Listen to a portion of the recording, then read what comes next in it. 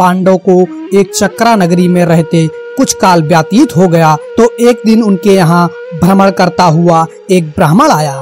पांडवों ने उसका यथोचित सत्कार करके पूछा, देव आपका आगमन कहाँ से हो रहा है?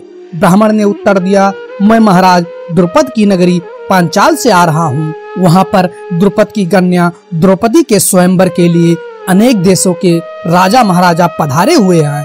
पांडवों ने प्रश्न किया, हे ब्राह्मणोत्तम, द्रौपदी में क्या क्या गुण तथा विशेषताएं हैं? इस पर ब्राह्मण बोला, पांडवगण गुरुद्रोण से पराजित होने के उपरांत महाराज द्रुपद अत्यंत लज्जित हुए और उन्हें किसी प्रकार से नीचा दिखाने का उपाय सोचने लगे। इसी चिंता में एक बार वे घूमते हुए कल्याणी नगरी के ब्राह्मणों की बस्ती में जा पहुँचे। वहाँ उनकी भेंट याज तथा उपयाज नामक महान कर्मकांडी ब्राह्मण भाइयों से हुई। राजा द्रुपद ने उनकी सेवा करके उन्हें प्रसन्न कर लिया एवं उनसे द्रोणाचार्य के मारने का उपाय पूछा। उनके पूछने पर बड़े भाई याज ने कहा, इसके लिए आप एक विशाल यज्ञ का आयोजन करके अग्निदेव को प्रसन्न कीजिए, जिससे कि वे आपको वे महान बलशाली पुत्र का वरदान दे देंगे। महाराज ने याज और उपयाज से उनके कहे अनुसार यज्ञ करवाया। उनके यज्ञ से प्रसन्न होकर अग्निदेव ने उन्हें एक ऐसा पुत्र दिया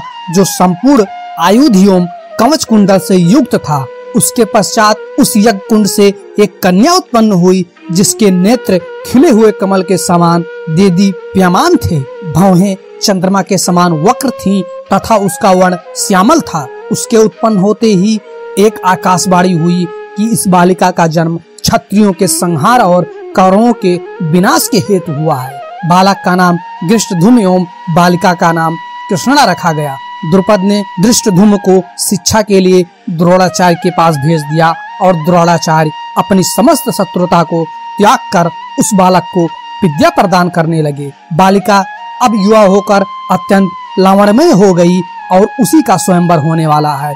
उस ब्राह्मण के प्रस्थान करने के पश्चात पांडवों से भेंट करने वेदव्यास जी आ पहुँचे। वेदव्यास ने पांडवों को आदेश दिया कि तुम लोग पांचाल चले जाओ, वहाँ द्रुपद कन्या पांचाली का स्वयंवर होने जा रहा है।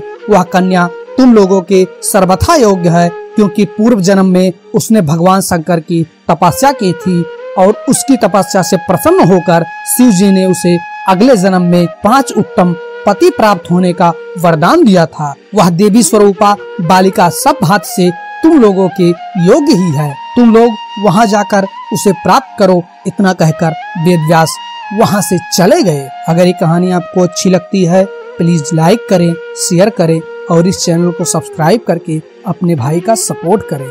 Thank you. जय माता दी, जय श्री कृष्णा, जय हिंद दोस्तों।